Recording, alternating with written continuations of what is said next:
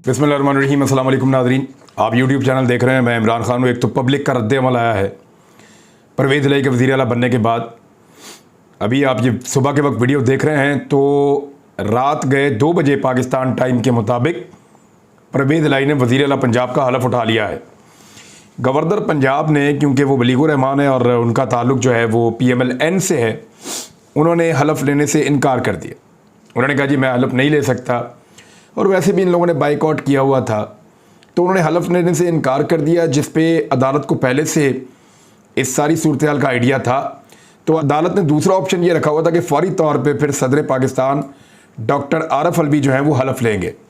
परवेज़ इलाही साहब स्पेशल तैयारे में बैठे अपने साथियों के हमरा वो इस्लामाबाद पहुँचे, वहाँ से ऐवान सदर गए, वहाँ पे सदर पाकिस्तान आरफ अलवी साहब ने उनका हलफ ले लिया। अब बाकायदा जिस वक्त आप ये वीडियो सुन रहे हैं, वज़ीर आला पंजाब अब हमजा शहबाज नहीं हैं।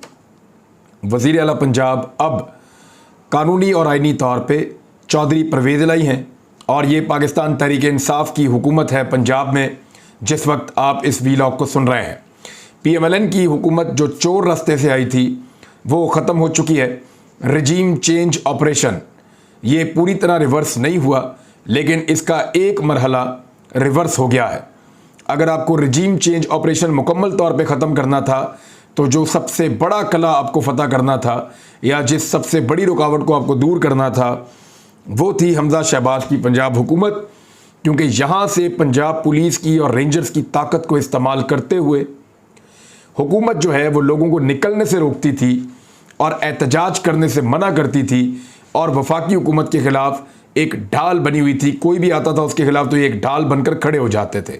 लिहाजा पंजाब पुलिस को, पंजाब के डिपार्टमेंट्स को, पंजाब के लोगों को, बहुत बड़ी जो पंजाब की ब्यूरोक्रेसी है उसको इस्तेमाल नहीं किया जा सकेगा। आम सियासी वर्कर्स के खिलाफ जो दहशतगर्दियों के झूठे मुकदमात दर्ज किए गए, गद्दारियों और बगावतों के मुकदमात दर्ज किए गए, उन सब का भी अब इख्तिताम आपको आने वाले दिनों में पंजाब में नज़र आएगा। इन मुकदमात का यही नतीजा निकलता है। परवेज़ इलाही साहब ने जब हलफ उठाया तो एक अजीब चीज़ हमने पहली दफ़ा देखी। पाकिस्तान टेलीविज़न PTV इसको टैक्स देता है हर पाकिस्तानी। जब आप बिजली का बिल जमा करवाते हैं तो उस बिल के साथ आपको एक हिस्सा पाकिस्तान टेलीविज़न के लिए टैक्स भी देना होता है। ये बहुत पैसे बनाता है पाकिस्तान टेलीविज़न, और एक वजारत इत्तलात है जिसके अंडर में ये आता है। आजकल 2 लोग इसको कंट्रोल करते हैं, वैसे तो और बहुत सारे लोग हैं, जिनमें एक मरियम औरंगज़ेब साहिबा हैं और दूसरे फ़हद हुसैन हैं जो सहाफ़ी हैं, और मुख्तलिफ़ TV चैनल्स में मैं इनके साथ काम करता रहा हूँ, और ये आजकल शहबाज शरीफ साहब के एडवाइज़र हैं। वज़ीर के बराबर उनका ओहदा है और वो भी इन अफेयर्स को देखते हैं। पाकिस्तान टेलीविज़न ने पहली मरतबा ऐसा किया है कि हलफ बर्दारी की तकरीब को बराह रास्त नहीं दिखाया। यानी एक उनका रिपीट के अंदर प्रोग्राम चल रहा था, टॉक शो, वो उस टॉक शो को दिखा रहे थे और एक छोटे से बॉक्स के अंदर थोड़ा सा उन्होंने ये दिखाया है और पूरी तकरीब नहीं दिखाई। हालांकि ये स्टेट टेलीविज़न की जिम्मेदारी है कि पाकिस्तान का जो सबसे बड़ा सूबा है, 12 करोड़ से ज़ायद की उसकी आबादी है, जब उसका वज़ीर आला हलफ ले रहा है तो तलावत कुरान पाक से लेकर जब हलफ बर्दारी के बाद लोग जा रहे होते हैं मिलते हुए, तब तक इस पूरी तकरीब को दिखाना होता है। लेकिन बदले की सियासत, गुस्से की सियासत हावी आ गई है। मरियम औरंगज़ेब का, मरियम नवाज़ का, हमजा शहबाज और शहबाज शरीफ का गुस्सा अपने उरूज पर है। नवाज़ शरीफ पाकिस्तान से बाहर हैं और वो भी शदीद गुस्से में है। वो क्या कह रहे हैं मैं आपको बाद में बताता हूँ। लेकिन स्टेट टेलीविज़न ने अपना प्रोटोकॉल पहली मरतबा तोड़ दिया है और एक बड़े सूबे की हलफ बर्दारी की तकरीब को लाइव कवरेज नहीं दी और कवरेज का बाइकआउट किया है, बराह रास्त कवरेज का। एक तो ये चीज़ हो गई। परवेज़ इलाही साहब अब वज़ीर आला पंजाब बन गए हैं, उन्होंने अब कुछ बड़े बड़े काम करने हैं। उन कामों की तरफ बाद में आते हैं, लेकिन अब ये देखते हैं कि मुख्तलिफ लोगों ने इस सारे अमल के बारे में क्या बयानात जारी किए हैं।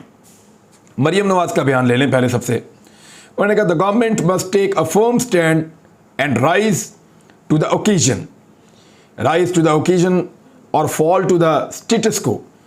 Leaders are made by the situation they are confronted with.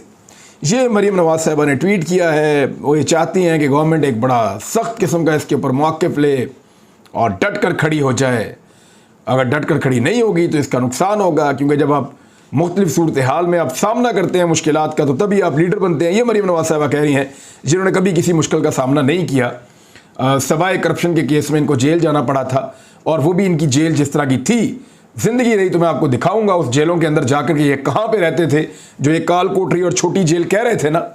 जब मेरी एक वीडियो लीक हुई थी, वो भी इन लोगों ने खुद ही लीक की गालिबन, जब वो वीडियो लीक हुई थी सिर्फ इबरत फैलाने के लिए, लोगों को डराने के लिए ये वीडियो लीक करते हैं। तो जब वो वीडियो लीक हुई थी तो उस वीडियो के लीक के बाद मरीम नवाज ने कहा था, मैं बताऊं मैं कहाँ पे रही थी, तो वो मैं दिखाऊंगा इंशाल्लाह कभी ज़िंदगी रही। मैंने वीडियोस देखी हैं जहाँ पे ये रहते थे, टेलीफोन इनके पास हैं, बेड इनके लगे हुए हैं, लाइब्रेरी पूरी पूरी बनी हुई है, हर तरह की सहूलियात अखबारात सब इनके पास है, बेहतरीन लाइटिंग है, पंखा है, AC है, कूलर है, कुर्सियाँ हैं, हर चीज़ इनको मैसर होती है जहाँ पे ये बंद होते हैं। तो ये कभी मुवाजना भी नहीं कर सकते। जिस जगह पे नॉर्मली कैदियों को रखा जाता है वहाँ पे तो ये जाके एक दिन में मर जाएंगे। तो ये तो मरीम नवाज ने कहा। शहबाज शरीफ ने क्या कहा? शहबाज शरीफ ने कहा कि आइन ने रियासती इख्तियारात पार्लियामेंट, इंतज़ामिया और अदलिया को दिए हैं, यानी इनके अंदर बांटे हैं। आइन ने सब इदारों को उनकी हदूद बनाकर पाबंद किया है। कोई इदारा किसी दूसरे के इख्तियारात में मुदाखलत नहीं कर सकता। आइन और पार्लियामेंट की बालादस्ती पर कोई समझौता नहीं करेंगे। अदलिया की साख का तकाजा और करीन इंसाफ यही था कि फुल कोर्ट तश्कील दिया जाता। और फुल कोर्ट बनना था जाके 1.5 महीने के बाद। तो 1.5 महीने तक आपका बेटा एक गलत वज़ीर आला के तौर पे वज़ारत आला के मनसब पे बिला वजह बैठा रहता। इतना वो नवाब है, ऐसे तो नहीं हो सकता कि फुल कोर्ट तश्कील दिया जाता ताकि इंसाफ ना सिर्फ होता बल्कि होता हुआ नज़र भी आता। यानी आपका बेटा जो है वज़ीर आला होता भी और होता हुआ नज़र भी आता। इसी को आप इंसाफ कहेंगे ना। लेकिन अदालती फैसले से कानूनदान, बरादरी, साइलीन, मीडिया और अवाम के हसूल इंसाफ के लिए तवक्कुआत को धचका लगा है। अवाम को कितना धचका लगा है ये मैं अभी आपको बताऊंगा। ये धचका का लफ्ज़ मैं लिख लेता हूं ताकि मैं इसको यहीं से देखकर आपको बताऊंगा कि अवाम को कितना धचका लगा है और पाकिस्तान में अवाम ने क्या किया है। उसके बाद हमजा शहबाज ने भी इसके ऊपर बड़ा सख्त रद्द-ए-अमल दिया है। फुल कोर्ट की इस्तदा मुस्तरद करके गैर जानिबदारी के उसूल पर शब खून मारा गया है। पनामा फैसले का तसलसल इंसाफ हरगिज़ नहीं। मेरी सियासत ओहदों के लिए नहीं, खिदमत के लिए थी। जो आपने लोगों के घरों में छलांगे मार मार के खिदमत की है ना, जो आपने औरतों और बच्चों पे आंसू गैस फेंक के खिदमत की है, जो आपने लोगों को डंडे मार मार के खिदमत की है, जो आपने लोगों की गाड़ियां तोड़ के खिदमत की है, जो आपने लोगों के ऊपर दहशतगर्दी के और बगावत के मुकदमात को 2 दर्जन तो मेरे पे हैं, मुकदमात बना बना कर आपने खिदमत की है। ये वाली अगर खिदमत थी तो फिर यही आपकी खिदमत, इससे बड़ी कोई खिदमत हो नहीं सकती। मेरी सियासत ओहदों के लिए नहीं, खिदमत के लिए थी और रहेगी। ये हार नहीं, जीत की जानिब हमारा अगला कदम है। पाकिस्तान जिंदाबाद। इमरान खान साहब, उन्होंने 3 ट्वीट किए हैं। 2 घंटे पहले उन्होंने एक ट्वीट किया, उन्होंने कुरान पाक की एक आयत, और कुरान पाक की आयत है सूरह अनफाल की आयत नंबर 30 है, और उसमें मैं आपको तर्जुमा पढ़ के सुना देता हूँ। अल्लाह ताला ये फरमाते हैं कि और वो तो अपनी तदबीरें कर रहे थे और अल्लाह अपनी तदबीर कर रहा था, और सबसे ज़्यादा मुस्तहकम तदबीर वाला अल्लाह है। यानी वो अपना मनसूबा बना रहे थे, अल्लाह अपना मनसूबा बनाता है, और सबसे बड़ा और तगड़ा मनसूबा जो है वो अल्लाह ताला का होता है। अल्लाह के आगे किसकी चलती है। तो इस तरह इमरान खान साहब ने एक ये ट्वीट किया है, और उसके बाद उन्होंने 2 ट्वीट लगातार किए। उन्होंने कहा, हर किस्म की धमकियों, दुश्मनाम दराजियों के बावजूद साबित कदम रहने और आईन और कानून की बालादस्ती यकीनी बनाने पर मैं सुप्रीम कोर्ट के अपने जजेस को खराज तहसीन पेश करता हूँ। मैं बैरिस्टर अली जफ़र, उनकी टीम का भी मशकूर हूँ। ज़िमनी इंतखाबात के दौरान गैर मामूली तादाद में धांधली के खिलाफ निकलने पर अहले पंजाब भी तहसीन व तशक्कुर के मुस्तहिक है। ये इमरान खान साहब कह रहे हैं। कल शाम हम रब्बुल इज़्ज़त का शुक्रिया अदा करेंगे और अवाम पाकिस्तान जो हकीकी आज़ादी की हमारी तहरीक में हमारे शाना बशाना रहे और अपनी हमायत के इजहार के लिए बहुत बड़ी तादाद में निकले, उनके साथ खुशी मनाएंगे इंशाअल्लाह। ये इमरान खान साहब ने 2 ट्वीट किए, 3 ट्वीट किए। अब ये खुशी मनाने की बात कर रहे हैं, तो रिजीम चेंज ऑपरेशन तो अभी तक रिवर्स हुए ही नहीं इमरान खान साहब। मेरा सबसे बड़ा सवाल यह है कि रिजीम चेंज ऑपरेशन जिसके लिए दिल नहीं मानता, तकलीफ होती है आपको कि किसी बैरूनी ताकत के कहने पर पाकिस्तान में रेजीम चेंज कर दिया गया। अंदर से बैठे हुए लोगों ने रेजीम चेंज कर दिया और पाकिस्तान में एक इंपोर्टेड सरकार बना दी। उस सरकार को कैसे बैठा हुआ देख सकते हैं और कैसे अब जश्न मना सकते हैं। वक्ती तौर पे एक कामयाबी मिली है, उसकी खुशी ज़रूर मनाइए, अल्लाह का शुक्र अदा कीजिए, लेकिन रेजीम चेंज ऑपरेशन पूरी तरह अभी रिवर्स नहीं हुआ।